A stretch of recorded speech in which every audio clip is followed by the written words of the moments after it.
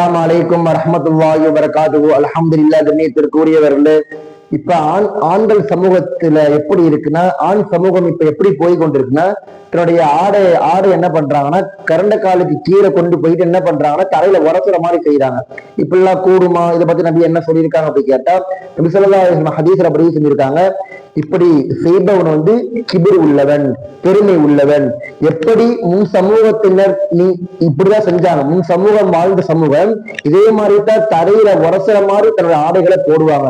அப்படி போட்டனால அவர்களை பூமி இழுத்துச்சு, கியாமத் நாள் வரையும் அவங்களை இழுத்து கொண்டே இருக்கும்.